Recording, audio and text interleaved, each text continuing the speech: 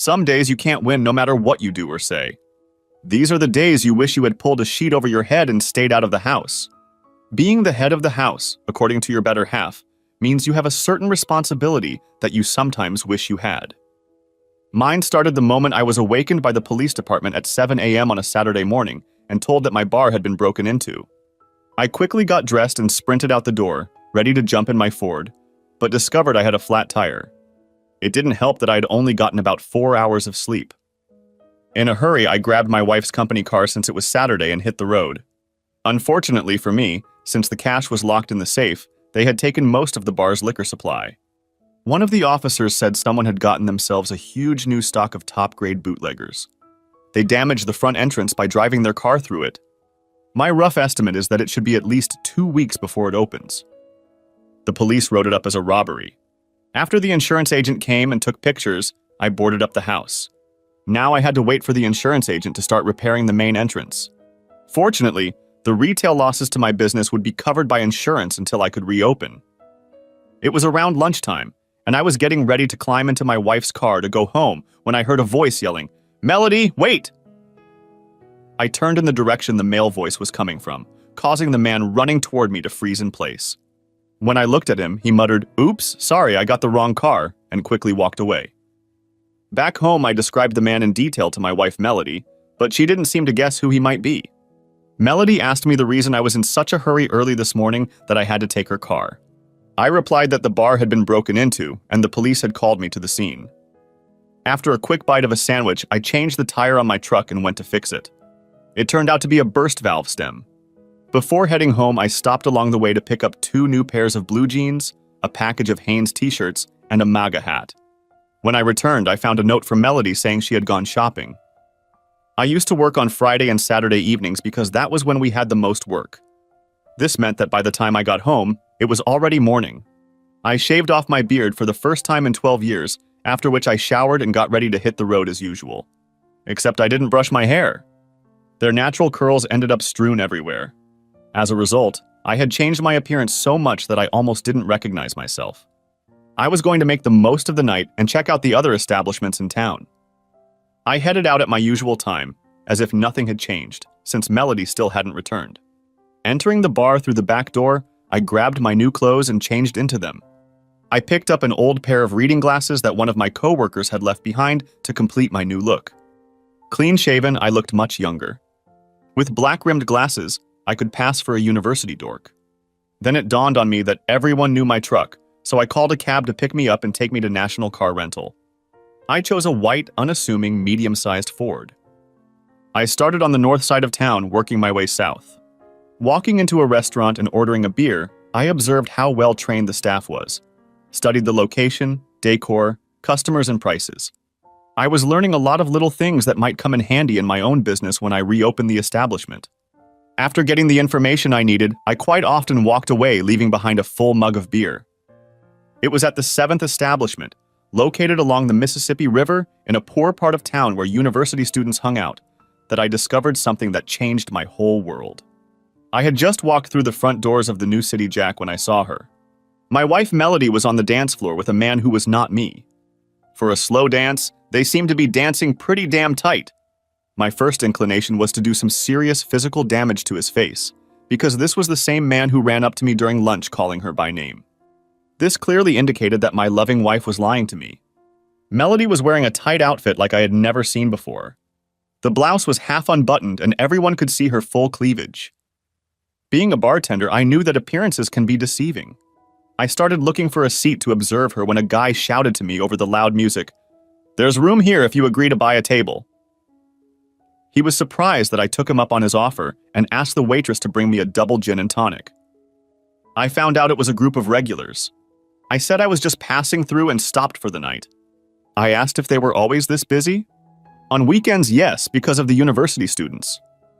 As the evening progressed, I casually inquired who the lady was, dressed in matching white, almost see-through pants and a low-cut blouse. I was asked why I was interested in this. I said that she seemed to flaunt her sexuality a lot, as if she was looking for someone new. "She does that a lot," was the reply. "Melody Corbett is her name, and this is her boss, Payne Richards." I asked what's their history. "Are they friends with benefits?" The general consensus is that he's single and she's complicated, but they're regulars here and have been known to be together all the time. The red-headed girl sitting across from me said they come here every Friday and Saturday night since her husband works out of town. The only thing I found out beyond that was when one of the other girls at the table said that they always come in her car. Before the band started their last set, I thanked the table for letting me join them.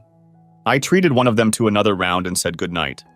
Slipping outside, I quickly found her car and was already deflating all of her tires when I was caught by a pretty red-headed girl sitting at the table. "You didn't know, did you, Caleb?" the redhead said. "My name is Carrie Ann, by the way, and I work with them." "Everyone at this table does too." "How did you know who I was?" I asked. "I didn't. I could just see by the look on your face that you had been holding back your ardor all night. Even though you tried not to, your eyes followed her too often. It wasn't until I saw you let the air out of her tires that everything fell into place. The questions you asked earlier made me wonder what the first thing I would do if I were her husband who had just found out about this," said Carrie. "So here I am to find out if I'm right. You don't work on oil rigs, do you? Maybe when you're done we should talk. It's only fair that the white Ford Tarsus in the corner labeled rental is the car I use. The Baitia Street bar is closed because it was trashed this morning," I said. "Melody thinks I still work there. I used this night to check out the competition, and I've been going around to different bars all night checking them out. Here are the keys. Get in it. I really don't want you on my radar in case someone else catches me. You work at Baitia's on Baitia. This place has a great reputation," she replied, taking her keys and walking away. As soon as I was done, I joined her. Carrie was sitting in the driver's seat starting the car. I was lucky no one else was out. "Where do you want to go?" asked Carrie. "Any place where we won't be disturbed or overheard," I replied.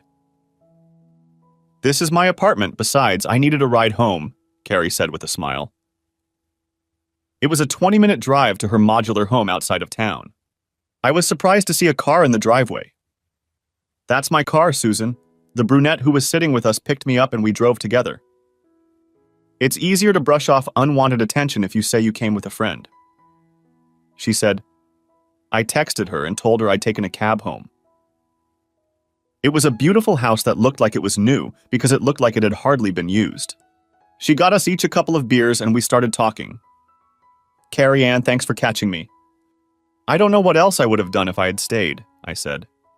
"You made me realize that I may have been overreacting." "You weren't Payne. He has a monthly standing room at the Ramada Inn on 4th. If you follow them, you'll find the two of them going there right after closing time," Carrie Ann explained. "She comes in with a shopping bag wearing blue jeans and a t-shirt, and when she goes out with him, she's wearing dressy clothes. After they return, about 2 or 3 hours later, she leaves, freshly washed, in the same blue jeans and with the same shopping bag in hand." "How do you know all this?" I asked. "My brother is one of the night managers. He works Wednesday through Sunday. According to him, they've been lovers for over a year," Carrie said. "It was Melody who told him that you work on the oil rigs and can be away for up to 6 months at a time. As a result, he has the impression that you are a married couple who have an open relationship." She must have seen the shock on my face because she said, "Oh shit, you have no idea about anything at all." "No, I didn't."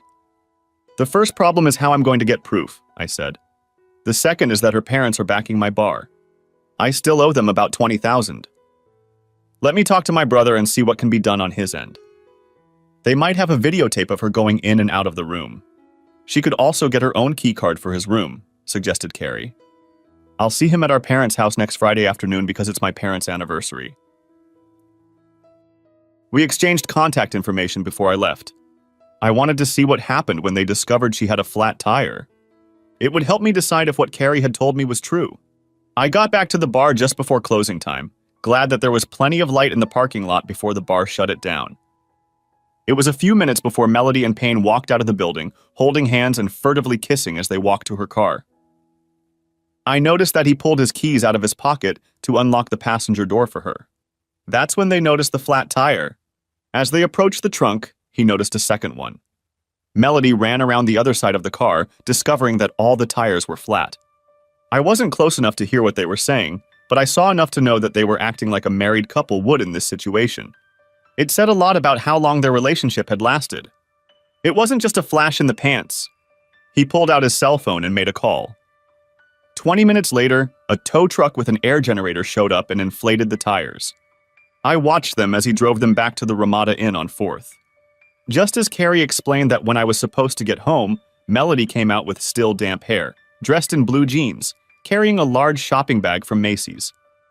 It's hard for a man to realize that a woman who swore in her marriage vows to love only him has willingly and eagerly become another man's whore. I know I just learned this firsthand. I headed back to return the car. They called me a cab so I could pick up my truck. It was already 5 in the morning when I got back to my driveway.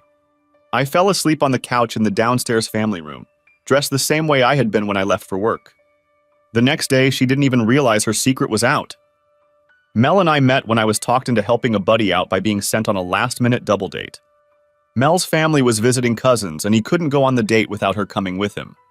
As soon as I saw her with her shoulder-length black hair that seemed to draw you in with her blue eyes, I was interested.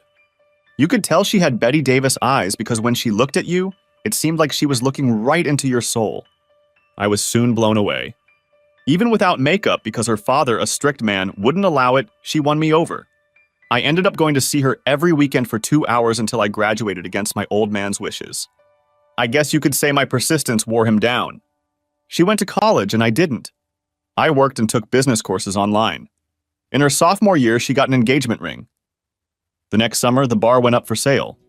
Her father and I stopped by for a couple of visits after his Craftsman made of wood were delivered. I mentioned that whoever bought it would have to gut it. It was too dark and old.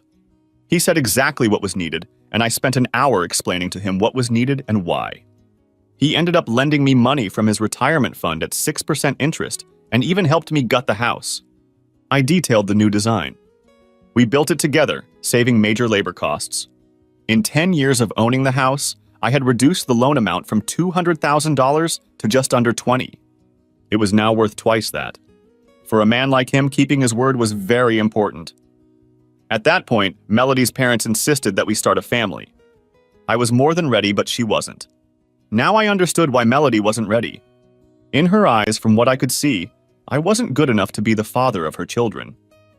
I went to the bank on Monday, applied for a commercial loan, and got an overdraft. The bank agreed to this if I paid off my father-in-law. By Wednesday, everything was ready. When I handed Melody's father the last payment, he handed it back to me signed, "If you recall, you gave me the rights to the design of the bar you created, but not the name." My retiree sold the plans 6 times, and as a result, I more than doubled my initial investment in you. He then wrote out a letter stating that the final mortgage payment received was paid in full. The next day, I went back to the bank and paid off the loan, leaving only an unsecured overdraft. The repairs and some changes I had in mind were progressing on my bar, but my wife, with her head up her ass, still had no idea what was going on. It was becoming obvious to me that she was oblivious to what was right in front of her, including me, as her thoughts were preoccupied with other things. Friday night, I arrived at my wife and her lover's favorite place, disguised as I had been the week before. Using Ami du Chambertin, a cheese from France, I plugged the exhaust pipe in her squad car, shoving it so it couldn't be seen unless you looked directly into it. Its pungent odor was worse than a huge hog yard. It grew worse as it fermented due to the heat. Before going into their favorite bar, I found his company car parked outside the hotel, and after pouring a 2-pound bag of sugar into the gas tank, I removed the valves from the stems. Soon I was sitting with their coworkers again and watching them continue to flaunt their sexual relationship. They were so engrossed in each other that they paid no attention to anything or anyone around them. At times, they got so heated that just watching them made people hot. Carrie Ann tried to stay close to me. She even refused all requests to dance. At times, when she saw me tense up, Carrie would take my hand, urging me to stay calm. I slipped the bartender a $100 bill with my email address written on it to get his attention, and, wearing my disguise, walked past the bar to the men's room. As I was returning to my seat, he asked me to explain. I told him that the best video clip sent to this email account of Melody and Payne by the end of the month would earn him and the announced winner $500 cash each. The only rule is that if they can't find out about it, otherwise the contest is canceled. He asked why I wanted to do this. I pulled out my wallet and said it's for your eyes only. He looked at my ID. Smiling broadly, he nodded his head. "This is going to be fun," he said. I'm married and I'd love to help you burn that cheating bitch. He invited me to come closer so I could whisper. I know how to get some Spanish fly, he said. I think next weekend Saturday we'll have a special unlicensed after-hours party. I replied, that would be perfect since the bar will reopen next Thursday.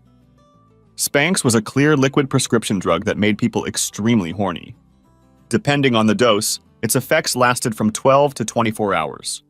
If it was used on oneself, it was a very stormy night. Doctors often prescribed it to couples who were having trouble getting pregnant.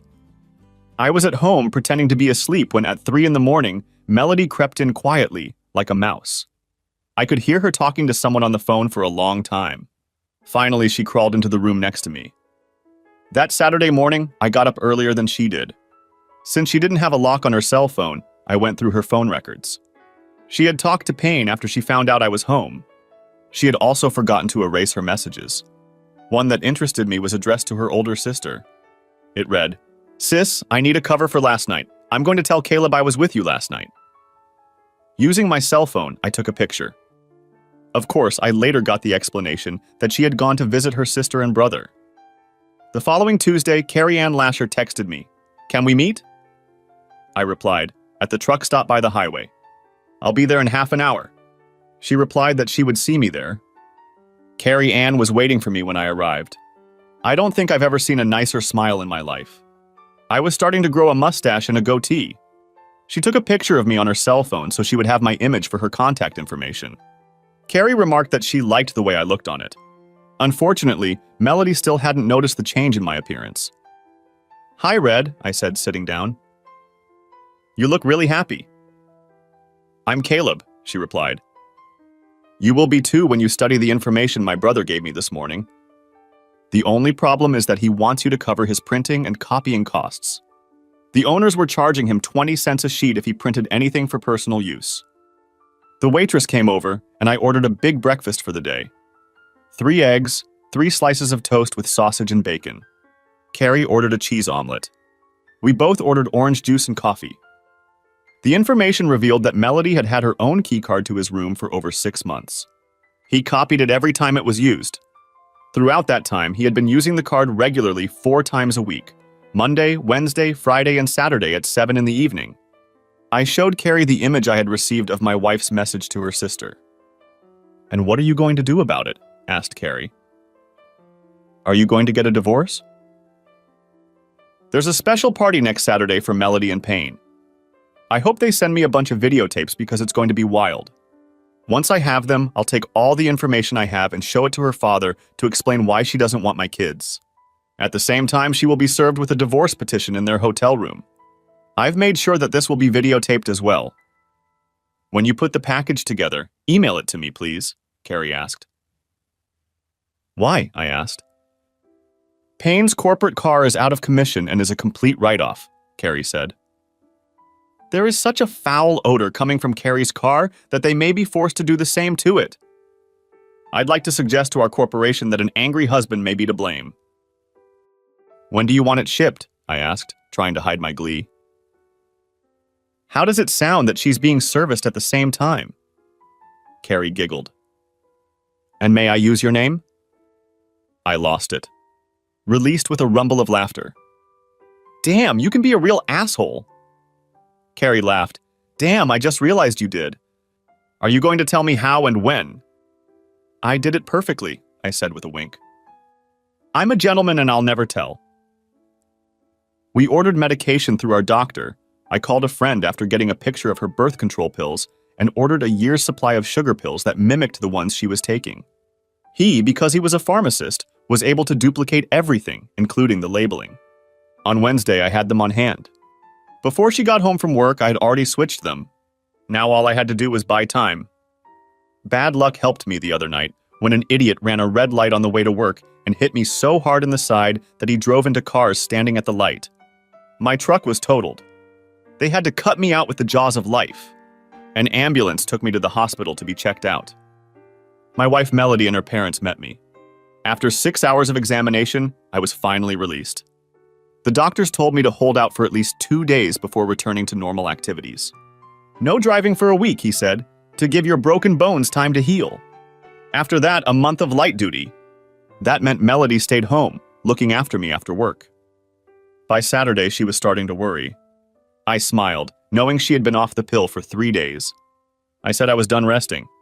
I abruptly asked if she could drive me to the bar and pick me up when I called her after closing time. She readily agreed.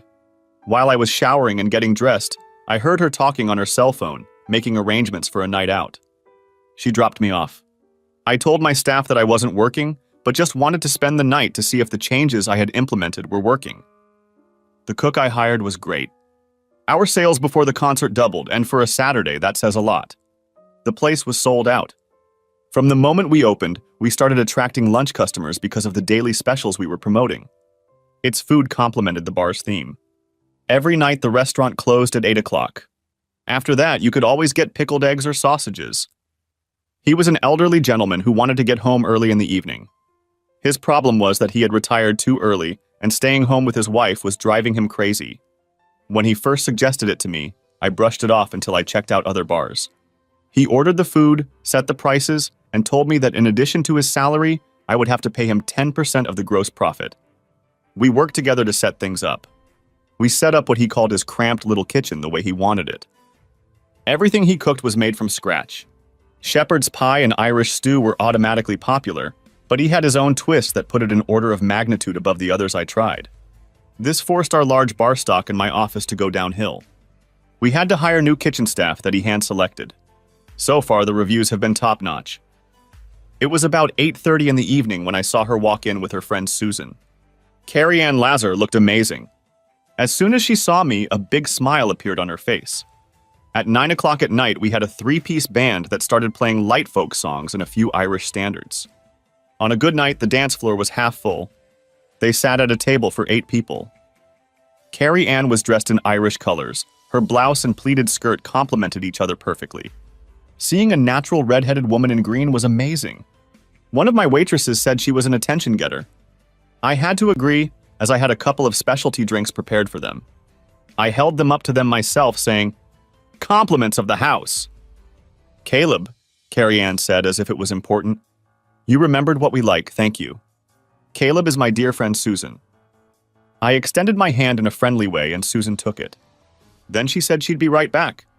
I went behind the bar and got myself a large glass of ginger ale. I promised myself that I would never drink in my own bar. I had kept that promise for 10 years and I wasn't about to start now. With that glass, I walked back to the table and sat down across from Carrie Ann. Carrie stood up and sat down next to me.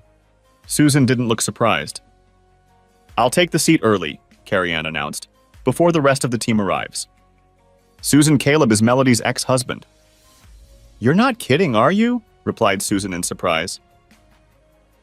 "No, it's not," I replied. "That first night you all met me, I was checking out what was on offer in town because this bar was closed for renovations. I was in complete shock when I was invited to sit at your table. Later, Carrie caught me doing something I shouldn't have done on the street.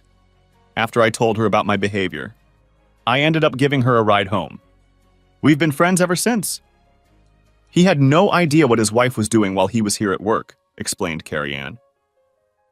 "That's why we're here today. I wanted to make sure he wasn't alone." "But why Beisha on Beisha?" Susan said. "The place has a reputation as a high-class establishment." I laughed. "I'll take that as a compliment, although that wasn't my goal when designing the bar. I just wanted to have a nice enough place to bring my girlfriend." "Susan," Carrie said, "Caleb not only built this bar, he owns it." Carrie and I noticed Susan's surprised look. It wasn't long before the place began to fill up. When the rest of the team arrived, the table was filled to capacity. Carrie Ann and Susan kept me on the dance floor most of the night. My staff was glad that I was enjoying myself for once.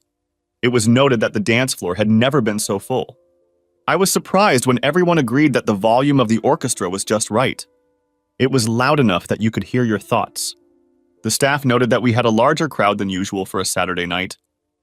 After the bar closed for the night, I asked Carrie Ann to drive me home. She and Susan did so. That's when she told me that most of the crew agreed that this place was a much better place to hang out because it wasn't designed for the university singles crowd. I was pleased because word of mouth had just expanded my clientele. Waking up late Sunday morning after 8 hours of sleep, I discovered that Melody wasn't home. That didn't surprise me. I figured that if everything had gone according to plan, she wouldn't have made it back in time. I spent the next 2 hours being a very concerned husband. I spent time calling both sides of the family looking for her, while feigning concern as all calls from me to her went to voicemail. I called Carrie Ann and told her what was going on. She decided that my calling everyone was a smart decision on my part. While talking to her, I got another call. I told her I would call her back. It was my father-in-law. "Hi, Dad," I said. "I'm sorry I still haven't heard anything after talking to you this morning." "That's what I thought, Caleb. That's why I'm calling." Mary and I decided to come to the Ramada Inn on 4th for Sunday brunch. Now we wish we hadn't because we found Melody's car parked there. "I don't know what to tell you, Dad. I haven't had my truck replaced yet and I still can't drive. There's no way I can make it. So go enjoy your lunch and I'll talk to you later," I replied in a concerned tone. My father-in-law was a strict man who lived and died by his own standards and principles. In his opinion, there was too much gray in the world. Everything had to be black or white. He didn't want to watch Anderson Cooper because how could anyone take anything that Colobus said as truth? He couldn't understand that in our society, the basic truths he was raised on no longer existed. He was surprised that a man my age didn't have tattoos on his body. I replied that I have a lot of respect for myself, so I refused to follow the masses. Most of those who put tattoos on their body regret it later. Just because people chose to live their lives as they see fit did not make them right in my eyes. Our society has become so self-centered that we have stopped caring about our neighbors. One evening, we had a heated discussion about law and order and their decline. I said that people still look to our government as an example of how we should behave, and look what they do. One side says we should follow the law, the other side encourages breaking it. One promotes irresponsibility, the other demands responsibility. The word racist has been changed by one political party to mean that regardless of color, religion, or heritage, you are a racist if you do not promote and accept their views as if they were the gospel of Jesus Christ. If Hitler were alive, I added, he would claim that they are following the early years of his life's journey. In their eyes, you and I are but a minority to them and their followers who are too stupid to follow their doctrines. If you argue with them or oppose their wishes, you are branded a racist, harassed, and attacked. Now they show up in democratically controlled cities wearing masks, peddling their form of social justice against people like us. The only opinion they want to hear is their beliefs coming out of your mouth. Unfortunately, the leadership says the situation will be investigated and charges will be filed, but we both know that will never happen. Equal justice for all is a thing of the past. He agreed that the situation will get worse before it gets better. This is exactly what Hitler and his followers did before coming to power. We who study history to learn see our great country repeating history. It is sad that one party had to bring such a culture back to America and make it normal again. It was these same attitudes that led to the first Civil War in the United States of America. At times I had to wonder if we were headed for the second one. Dad, I finished, whether we like it or not, this is the reality of the world we live in now. The way he looked at things, if her father caught Melody with a lover, she'd be lucky to escape his wrath with her life. I wrote to him that this wasn't the first time she'd gone somewhere without my knowledge, and attached an image of her message to her sister. I called Carrie back to let her know what my father-in-law had discovered and what I had just done. She laughed, then asked what I was doing. I replied that other than smiling, it was nothing much. "Do you want me to pick you up so we can do something?" she asked. I honestly said I'd love to, but it's probably best not to disappear. They'll worry, and I think they have enough to worry about already. It was about 6 o'clock in the evening, and I was sitting in the kitchen eating a pizza that had been delivered to me when I heard a car pull up in the driveway. When I looked out the window, I saw that it was Melody's dad, and he was alone. I watched him get out of the car. He looked like a broken man. I went and let him in, then got a bottle of Marker's whiskey to pour us a nice stiff drink. Taking a clean plate, I told him to eat a slice of pizza. "Caleb, it's bad. I was at home when I called you. Your message got me thinking, and I went to talk to Mandy first because I wanted to make sure my thoughts were right," he said. I asked the day manager of the hotel to call the night manager early. I came back. It seems the affair with Melody had been going on for over 6 months. Mandy, her older sister, happened to find out about it herself and promised to keep it a secret because Melody explained that she wanted to experience the life of a wild single child before settling down and raising children. I pretended to be shocked, but partly I was because I didn't expect Mandy to be honest about it. I was about to leave when Melody came out of the elevator, holding his hand. He had a huge smile, like he was proud of his latest conquest. I passed out. The night manager and the day manager had to pull me away from him, he said. I came here because I think this will be the last place the cops will look for me. Dad, the first thing I'm going to do is call Mom to let her know you're okay, I said. Then I'm going to call the manager of the Ramada Inn to see if Melody's lover is going to press charges. My mother-in-law was devastated, but was grateful that her husband had come to see me. Melody called her to apologize. Her mother said, for what? For getting caught? For creating a situation that could land your father in jail? For having an affair? Or for what we found out? Your apology means nothing. What about Caleb? About your marriage? You're just hoping we can help you get out of the mess you made for yourself. Then she hung up. I told her if I heard anything else, I'd tell her thanks. I called Jason Lasher and introduced myself. I told him I still owed him $5. He laughed. Did my sister tell you that? I answered yes more than once. She never forgets anything, he said. So if you want, pay me to do it in front of her. I asked why. It will save us both a lot of heartache. She, like our mother, clings to everything like a dog to a bone. She needs to see that before she lets go. I laughed and said I could put up with it as long as I knew. Then he told me I think she has a crush on you. If you are not interested, let her go. I replied that I'm still married. Until I'm done with that, I'm not making any decisions about my life. I promise you, Jason, that I will be careful not to take her where I'm not ready to go myself. I then told him that my father-in-law was with me and I needed to know if the police had been called. He informed me that they hadn't, and that Melody had convinced Payne not to press charges, even though he wanted to at first. I said thank you, Jason. I told Dad the good news before I gave it to Mom. I could see the relief on his face. Caleb, what are you going to do about this mess? He asked anxiously. I pulled out my cell phone and prepared a message for Melody. I showed it to her father. It said, Dad just told me everything. Congratulations, you should feel proud. In just one day, you threw away parental guidance, ruined our marriage, and tore my soul apart. Don't be sad. Be happy. You got what you wanted. Don't come home. The Melody I knew doesn't live here anymore. If you send him to his father, my marriage will end right now. If not, it will die slowly for another 6 months. I said it quite sincerely. Once you break trust, you can never get it back. Let's give this dead marriage a quick, honorable death, he said, hitting the send button. Mary always said that Melody married her father. This just proves she was right. After we were done with pizza and drinks, we went to Lumberland and bought a set of 3-door deadbolt locks. As soon as we installed them, the whole family drove up to us. Mandy's mom, her husband Jack, and the adorable kittens. They ended up leaving around 10 o'clock. I texted Carrie Ann, "Are you awake?" She responded very quickly with a call. "Are you okay?" "I have to ask because Jason called and told me what happened," asked Carrie. Payne has 2 black eyes and a broken nose. "Your father-in-law really jumped him, but he only managed 3 punches before Jason helped him stop." I laughed but replied, "He used to do amateur boxing when he was young." "I'd like to see that," said I.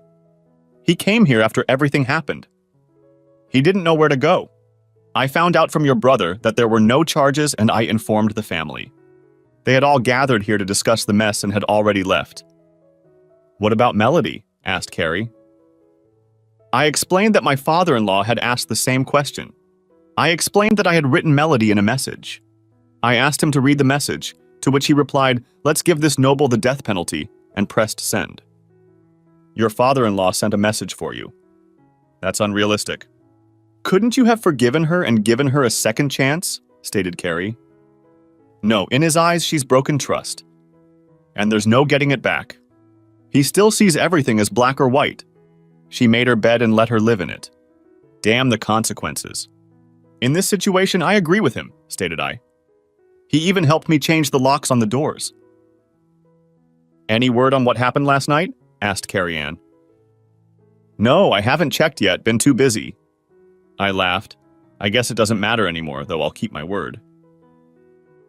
"Give him until Monday night. Carrie replied.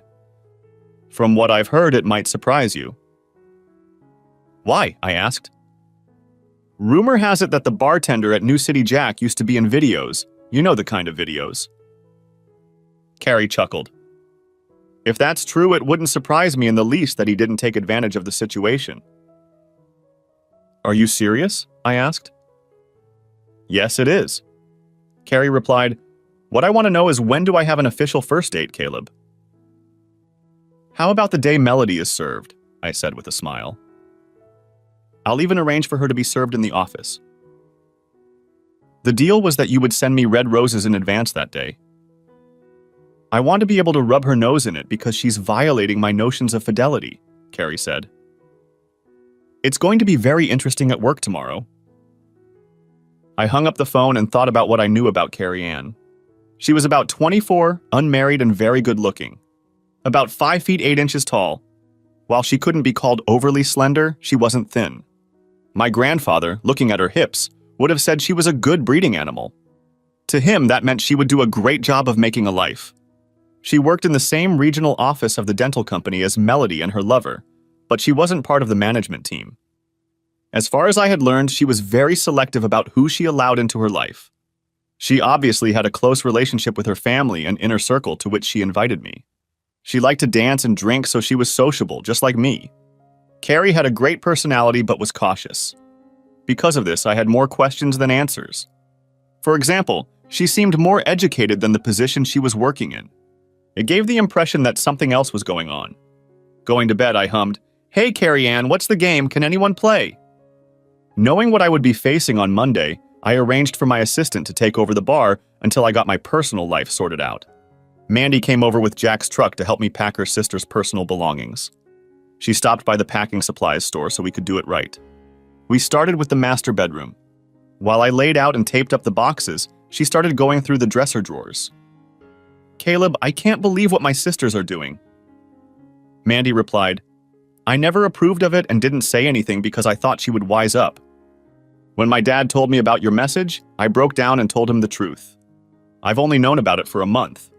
He took it as a personal failure. In his opinion, it's his fault because he didn't raise her right. I think my mom feels the same way. Mandy, my emotions haven't gone away yet. The night Melody texted you, I found out about it. It happened by accident. I went to the bar to check out the competition. That's the only reason I took the picture. I was starting to build a case to confront her, I explained. I didn't expect it to turn out this way, and I'm really sorry. Damn, didn't you tell her that the bar had been broken into and that it was closed? She asked. Yes, it was, but in hindsight, I'd say she heard but didn't listen, I stated. I should have realized that this was her way of telling me that our marriage was dead. Melody was always protected by our father, as was I, Mandy says. I had to become a parent myself to appreciate the sacrifices he made. I try to instill that quality in my children. Melody, even when she was little, never recognized right and wrong. It has always been and will always be that way with her. I can't say I wish I'd seen it sooner. I think about your mom and dad too much, I said. Not many people can say their father-in-law is one of their best friends. When Mandy got to her sister's intimate parts, she asked for sewing scissors, which I quickly found. Before packing Melody's underwear, she cut out the crotch. The bras she cut between the cups. She must have been sending her sister a message. All the ruined items were thrown into a box. I was glad she did that because I couldn't. It took us about 4 hours to finish about half of the work. I asked her if she would let me take her out to lunch before we got back to work. She agreed and took me to a new Chinese restaurant called Yumi's, which was just a smorgasbord of food that she really wanted to try. I'll be honest, I was very impressed with its quality and food selection for the price. We got there just as the lunch crowd was dispersing and caught Payne on his way out. With 2 black eyes, a broken nose, and swollen lips, he looked rough. My father-in-law had done him well. My God, said Mandy in surprise. My father did that to him. It'll take 2 months for it to heal. An eyewitness told me that your father only hit him 3 times before they jumped up and stopped him, I said. From the looks of Payne, my dad still has a hell of a punch. Mandy looked at me in surprise. If they hadn't stopped him, would Payne be in the hospital? I don't know, I said, getting out of the car. As we approached the entrance to the restaurant, Payne came out from around the corner and said, "Mandy, please unblock Melody. She really needs to talk to you." "Payne, have you met my brother-in-law, Caleb?" she replied. I stepped forward. Payne's face turned dead white because he realized that I was the one driving Melody's car. He raised his fist as if preparing for a fight. "If that's the way you want it, Payne, that's fine. Mandy will confirm that he started the fight," I said. As soon as she said she would do it, I lifted my foot and kicked him hard in the balls. When he fell over in pain, I punched him twice with my fists. I punched him as fast and hard as I could, several times as hard as I could. When he completely collapsed, I kicked him as hard as I could and hit him in the balls again. To finish it off, I hit him hard on his right arm. I didn't realize it, but it gave me the release I needed.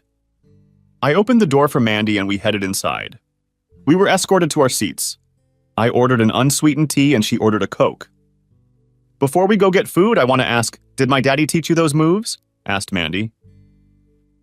I replied, "Not if you think it's part of my job to be a bouncer when necessary.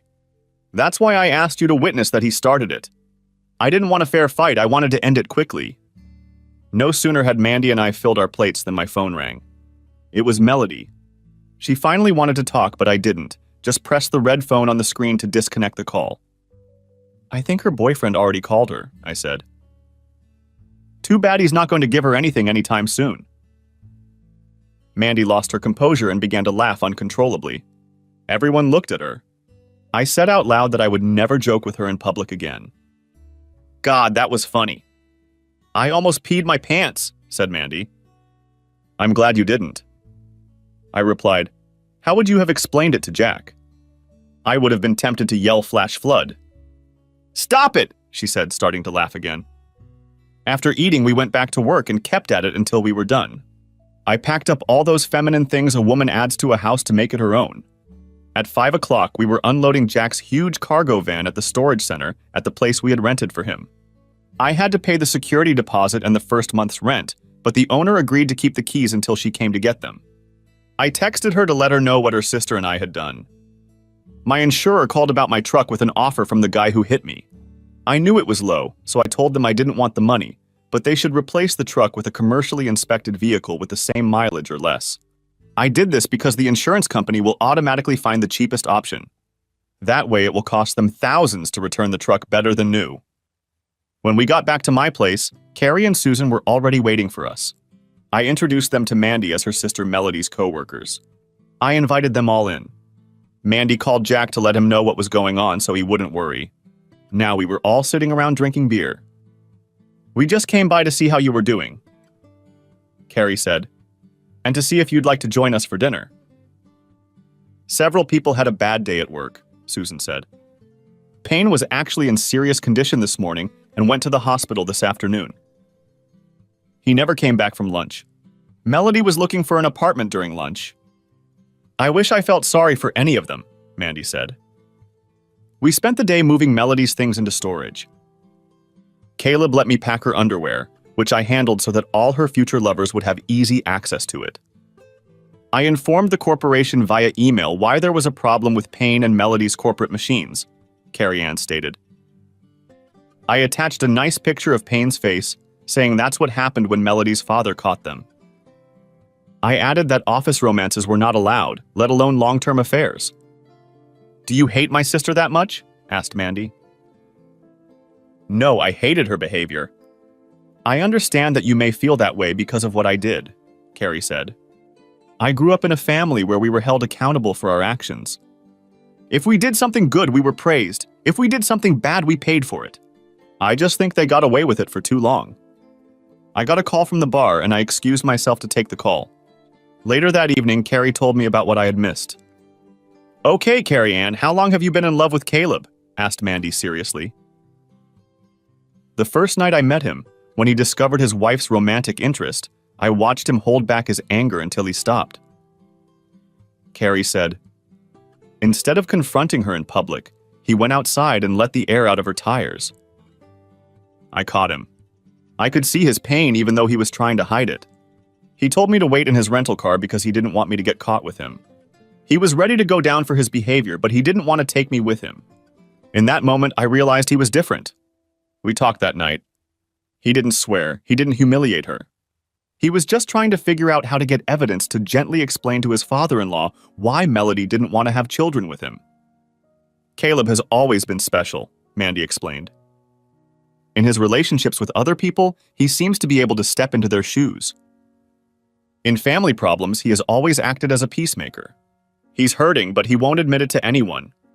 You have my blessing, but if you hurt him, I will come after you. When your father caught Melody in pain and lost him, I was surprised to find out that he came here to be with Caleb, Carrie explained. Did you know that your father was the one who sent the text that ended their marriage forever?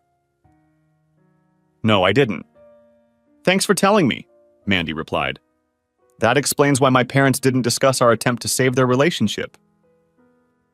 I came out and said, Mandy, call Jack and the kids and tell them to meet us at the bar. I just started making shepherd's pie for all of us for dinner, including Susan and Carrie, so give me a minute to change. After cleaning myself up, I returned to find Mandy gone and Susan waiting in the car. Carrie had put the beer bottles away, tossing them in the trash, and was busy wiping down the table. Thank you for doing this, I said. You're welcome. I like your sister-in-law. I think we're going to be good friends, said Carrie. She thinks very highly of you, doesn't she? So does she, I replied. At that moment, Carrie moved toward me, wrapping her arms around me. She lifted her head toward me. I responded favorably, lowering my head toward her, sharing our first taste of what was to come. We walked out of the house, holding hands, and headed to the car. We both saw the smile on Susan's face. I'm sure she saw ours as well. Carrie climbed into the front passenger seat and I climbed into the back seat. It took you two quite a while, Susan said, to recognize your attraction.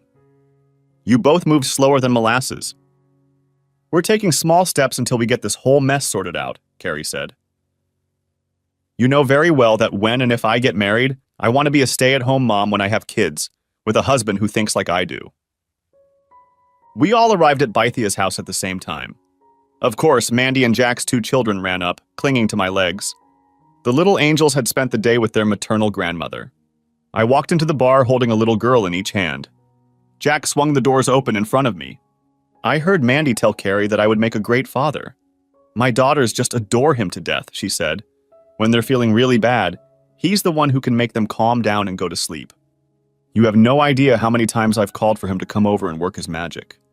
I made a mental note to get a couple of bar stools. Mandy backed the service truck into the store her husband owned. The shepherd's pie got great feedback from everyone. Even older Mandy liked it because she put it all over her face. Which meant it was on me too, because she sat on my knee. Carrie seemed to be focused on me and my niece. We were all served a dessert made new by the chef. I laughed as Carrie finished her first glass. She reached over to take a sip from mine. When she tasted it, she was surprised that it was only ginger ale. You're being naughty, she whispered. I laughed, then whispered in her ear. I made a promise to myself that I would never drink alcoholic drinks in this bar before I opened it. And so far I've kept it. I don't know what I said, but tears came to her eyes and she looked very proud. My assistant informed me that as of 6 p.m., when the shift changed, sales at the bar were up 16% and food sales were over 1,000 for the first time. When the ticket arrived, I pulled out my debit card to pay for it, handing the little girl to Lynn Carey. Susan asked why I was doing this. Even though I own the business, it's still a business, I said. I want my employees to be honest, so I have to be honest too. By paying my bill like every other customer does, I'm letting them know I won't tolerate it if they leave and don't pay theirs. A lot of people don't think so, Carrie said, but if you think about it, it makes sense. When the server brought the papers, I added 20% as a tip and put the card back in my wallet. After saying goodbye, Susan and Carrie drove me back to the house. It was time to check on the outcome of the party on Saturday night. When I opened my email, I realized that what Carrie Ann had told me was true. A bartender from New City Jack sent me a 2-hour video of the events of the night. It was professionally shot from various angles. The video was called Surviving University Night and started with Melody Corbett and Payne Richards. The show is strictly for 2 players. Opening the second and third files, I found copies of the contracts that both had signed and their signatures were legally witnessed. It was now for sale on a paid adult site. The note said, "This will give you the tools to negotiate in a divorce."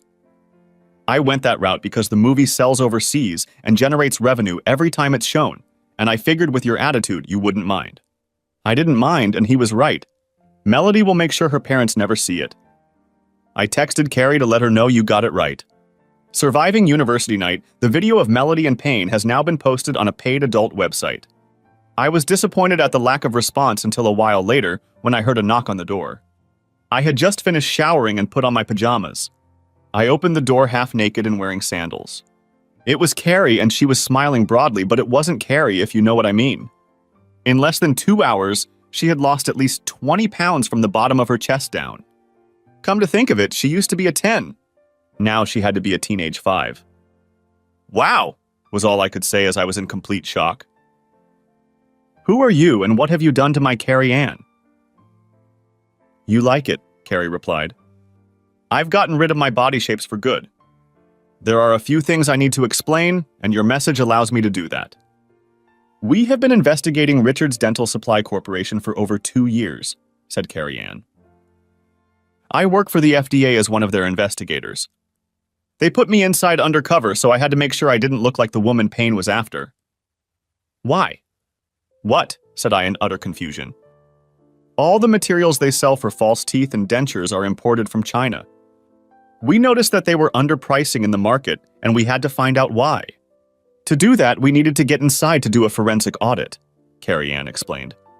It took us so long because they used 3 different companies to hide the sources of the materials. Their search took the longest. Richards has been selling contaminated materials to unknown consumers for over a decade while making obscene profits. Most people who have bought plates made from his materials have lead in their mouths at all times. Payne has a long history of stalking married women. I'm afraid Melody is his next victim. One day she'll wake up and realize he never loved her. She was just a whore he could use for his pleasure. Then I came into your life, I said, and distracted you. So Susan's an agent too? Yes, that's her. I met her in my first year of university. We were both majoring in accounting, Carrie said. Before we go any further, I need you to get the video and any other information to my agent friend at the FBI. The bartender at New City Jack's was doing the same thing Melody and Payne did with the others. He is hoping that your information will help him make the connection that will bring this whole gang down. We sent it together. I poured her a glass of white wine and got a cold beer for myself. We were just talking when her cell phone rang. She said it was my mom. I asked if she wanted privacy and she said no. I was surprised by her answer as I put it on speakerphone. Hi, Mom, I see you finally got my message, Carrie said, smiling. Did you seriously write that you were leaving the FDA? Her mom asked. Yes, Susan and I will be done here at the end of the week, but we'll work until we're fully settled, Carrie explained. We'll have to come back to testify, but we'll stay in town and start our own firm. Susan is moving in with me to cut costs until we get established. For 6 years, we've been pushing for you to settle down and stay in one place. Why now? Asked Karis's mom. Why did you decide to settle near home? Okay, Mom, Carrie laughed. You won't stop until I tell you. I met a man who interested me enough to make me wonder if he could be the one. Is this the same Caleb you're talking about? Asked Karis's mother. Mom, that's enough. Goodbye, said Carrie and hung up the phone. Don't feel bad. Once the last child leaves home, all mothers start wanting grandchildren to fill the void that has been created in their lives, I said. I have an appointment with a divorce lawyer tomorrow. Susan and I are quitting Richards tomorrow. The Food and Drug Administration is coming on Wednesday with warrants and seizure orders. They want us both gone before that happens. That way they can claim they got the information legally, even though they already know where to look. Carrie finally left around 1 o'clock in the morning. On Tuesday, I got the insurance company to pay for the rental car, and then I went to the lawyers to start the process of filing for divorce. I was the first one at her place that day. She asked what proof I had, and I told her the whole story. She asked me to call my father-in-law, who agreed to come and testify. I let her listen to the entire conversation. In addition to the printouts from the Ramada Inn, that would be an added plus. If she agrees to what I'm proposing for settlement, request that she and her attorney meet with us so we can show her what is on that stick. It depicts what was created last Saturday night with their consent, I said. I even passed on the email that this was done. What makes you so sure she won't fight you after seeing this? My feminist liar asked. Take the stick home and watch a 2-hour movie alone.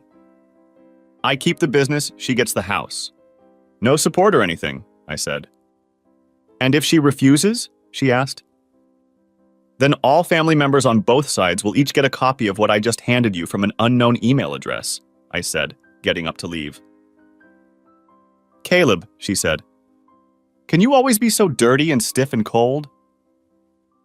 Only when a person's behavior leaves me no choice, I replied. Come to think of it, she was the one who made me realize that the last 12 years of my life had been mostly wasted. This moment struck my attorney as if she had just been stabbed with a sharp knife.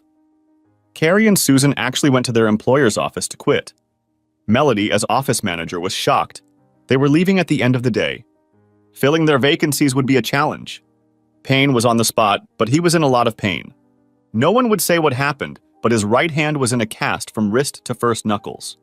Payne spent most of the day in his office dealing with phone calls from corporate headquarters. He knew that the only reason he was still working was because he was family. He was given a small reprieve when he agreed to pay the cost of 2 company cars out of his own personal pocket. It was made clear to him that he had to either marry the girl or fire her. He agreed to the latter when her divorce was finalized. After quitting my lawyers, I went to a real estate broker I knew. I wanted to find out what office buildings were for sale in the area. One of them, he thought, could be a gold mine if the new owner could find a respectable anchor. It was only 5 blocks to downtown from the Baicha store on Badia. It was now owned by the bank I was dealing with. He said he thought the bank was getting tired of wearing it.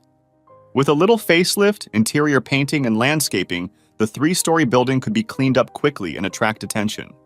After looking him over, I agreed. We went back to his office and wrote up a proposal with a low price contingent on getting financing and inspection approval. I asked him if I could show the potential client a space that I thought would be perfect for him. He gave me the keys and told me to bring it in tomorrow. Around 2 in the afternoon, I texted Carrie, "Could you and Susan swing by the bar? I need to show you both something." She quickly replied, "Sure." I called my father-in-law and asked if he had an hour or 2 to spare. He asked me why. I explained that I was afraid I had to sell the bar to settle the divorce case and needed to start getting ready for a fresh start. I had an office building I was considering, and I wanted his opinion. He agreed, and I picked him up. We walked through the building, checking out the electrical. He pointed out a few things that the building inspector wouldn't notice, but could be used as bargaining chips. He asked what they were asking for. I told him, and then disclosed what I was offering. "Smart move." He said, "You can always go up, but you can't go down. Personally, I think you should go for it. You need a couple new anchors. Do you have someone in mind?" I said, "Just 2 ladies who are starting their own accounting firm, which is now working with Melody and me, since I may be forced to sell Basia." He smiled and said, "If you get it, I'll help you remodel the space so it's open to both of you. It's bigger than your current place. Plenty of room for parking. Mandy tells me you're friends with them. She thinks they're good people." "Thanks, Dad," I said. "Do you really think Melody will claim your business in the divorce?" my father-in-law asked. "The Melody I used to know probably won't, but the one I'm divorcing probably will," I replied. "She'll blame me for everything that happens in her life to justify her actions." Dad looked at me in shock. "But that's not true. That's not what you and I know." I replied, "Name one situation, other than a legal contract, where the truth would matter in making a decision." "I can't, and neither can you. In divorce courts, it all depends on what you can get the judge to believe. If Melody and I had children, I'd be a dead man in the eyes of any judge." "But it's wrong," he said. "Dad, we agree with you, but we're in the minority. We still believe in right and wrong. These days, most outside the family only care about themselves. The times when society was beneficial as a whole are forever gone," I replied. "The proof of that is to look at how many people are homeless in the promised land of California. What is real for most people is what the media puts in front of them on that particular day, and it lasts about as long." I was back at the bar in my office when my realtor friend called to let me know that they had accepted the offer, but would not finance it even though I was a good client. I started looking for financing through LendingTree.com. I sent them my tax returns for the last 5 years to demonstrate that I was serious. Susan, Carrie, and I walked through the empty first floor of the building I wanted to buy. It had last been used as a call center. I told them about the plans for the new bar and restaurant I had in mind, and then asked how much office space they would need. "Caleb, we can't afford what it would cost to finish. That's why we're looking at something that's move-in ready," Susan said. I decided even then that I would cover the costs out of pocket and build as the bar is established. "I'll know if I have financing by Friday. I'll get the building for much cheaper than its appraised value." I said, "Melody's dad will help with the construction, so that will cut down on a lot of the costs." "Why are you doing this?" Carrie asked. "Because the court may force me to sell Baitia on Baitia as part of the divorce settlement, so I'm planning accordingly," I answered honestly. "So in the next couple days, draw your needs for the next 2 years on paper. I'll work from there." "What if you don't have to sell the bar?" asked Susan. "My assistant got a promotion and I have 2 surgeries," I said. Wednesday was a bad day for Payne, Melody, and his parents. The Food and Drug Administration showed up, visiting all of their regional offices and headquarters en masse. Melody was handed a copy of my divorce petition on the grounds of adultery. On Friday, Melody and Payne flew out to Richard's headquarters. The deal was finalized on Friday, and I was able to squeeze out another $250,000 for remodeling. We started the interior remodeling. On the first floor, we tore down and stripped everything down to concrete walls and bare bones. Thanks to the concrete floors and steel framing, it didn't take long. During this time, our draftsman drew up detailed interior plans for the entire building. He redesigned the main entrance to include an elevator shaft for 3 floors. Contractors came in to run new plumbing for my section and Carrie and Susan's office, making 2 main entrances, one from the street and one from the main lobby. I had to cut and remove concrete so that a new elevator shaft could be installed and poured. At the same time, I built an interior concrete wall to provide permanent separation. Carrie and Susan would fly to Washington every Sunday night and return Friday night. They would stay until I finished work. I would pick them up and take them to the airport. Both helped out as much as they could. My soon-to-be ex's lawyer and my lawyer went nowhere. Every week her demands changed, and finally I said enough was enough and set up a meeting between the 4 of us. I was ready and angry enough to go for blood. After the elevator shaft was finished, I sandblasted the building. This removed the paint and returned the building to its original color, as well as refreshing the red brick to look like new. The crew remodeled the flat roof, bringing it up to modern standards. Finally, the interiors could be tackled. Her office would have men's and women's restrooms, a staff lunchroom, a beautiful reception area, and 6 offices.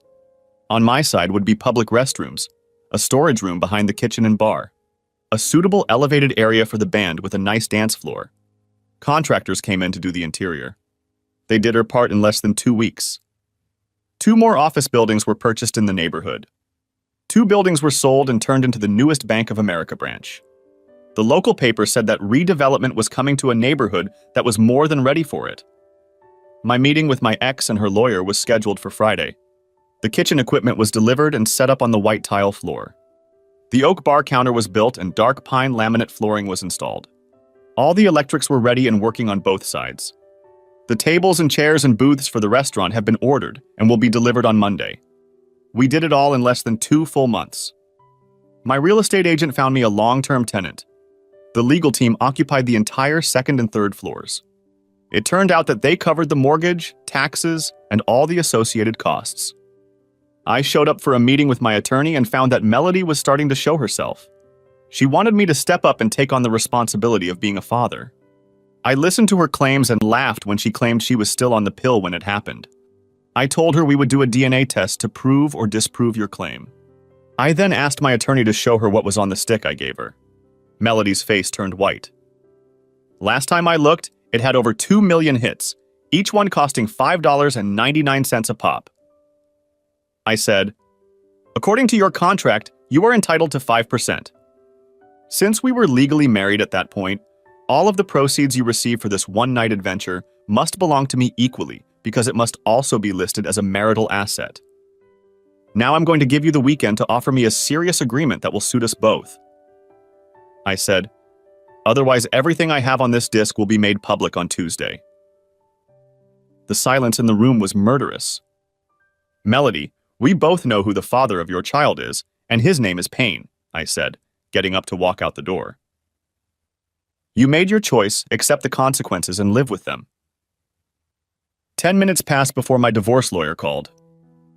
Caleb, she's offering you $350,000. You get to keep your business and your house. You must agree to never divulge or discuss what you know and give up all your rights to the movie. Draw up a settlement agreement, but stipulate that before I sign it, you must keep the funds for me, I replied. How soon will the divorce be finalized? I'll set a court date right now, but it will be legal 30 days after the judge signs off. I was dressed to the hilt and waiting for Carrie and Susan as they disembarked from the small regional jet. My hands were busy because I was holding 2 sets of roses. Red ones for Carrie, yellow ones for Susan. As she walked through the gate, Carrie saw me and broke out into a huge smile. As soon as they approached me, I handed them each a check. Both of them had to kiss my check. We got their luggage and I pulled them towards the new sedan I finally bought, having gotten a cash settlement I could live with. Before we take you home, I want to stop by and show you your finished offices. I think you should know that the rest of the building is rented by a group of lawyers, I said.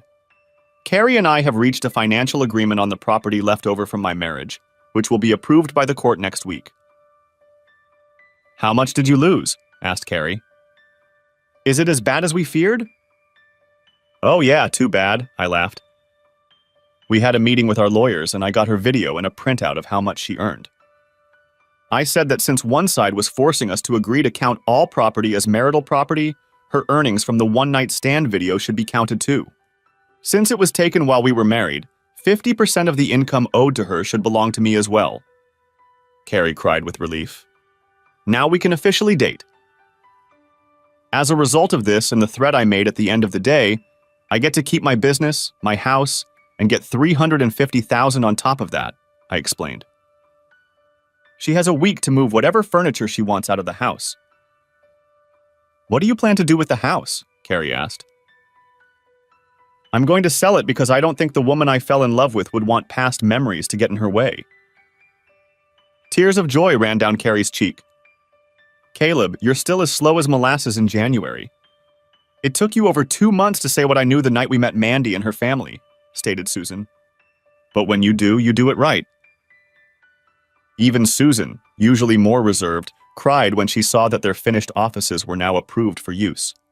The use of oak and pastel colors made the space warm and very professional. All that's left is to name the business and register it and buy the office equipment and furniture, I said with a smile. You ladies picked the colors well. Caleb Corbett, Carrie said, jumping into my arms. I love you. Damn it, you made me wait so long before you told me you felt the same way. No more holding back. Good. I just nodded my head and kissed her. Eventually, we took Susan to Carrie's house where they both now lived. It was the first time Carrie had traveled home with me. We spent a few hours catching up and fully opening up to each other. We went to breakfast at our favorite deli. Then I took her to Gerard's to see the rings. From cheap to the most expensive, she saw one she really liked but stepped back when she saw the price. I asked the salesman to bring it out so she could try it out. I went and brought it back. Carrie put it on her finger. It fit. While she admired it, I handed the clerk my debit card. Carrie said, "Enough is enough. It's too much for a thing I'll only be wearing for a few months. You can put it in your jewelry box and give it to our oldest daughter when she turns 16, I replied in a firm voice. Even the seller had tears in her eyes as she processed the sale. Of course, the first person she called was Susan. We arranged to meet at the Baisha restaurant on Baisha at 6 o'clock. I told her that she should invite her mother and father to join us. She did so. They wanted to meet the man who had finally convinced their free souls to come home. I called Daniel my former father-in-law and his wife. Yes, I always called them Mom and Dad, to invite them over. Both said they would love to come. I informed them that Melody and I had come to an agreement and that the divorce would be decided next week. I found out that Payne and Melody announced their engagement in a text message a week ago because they still hadn't spoken.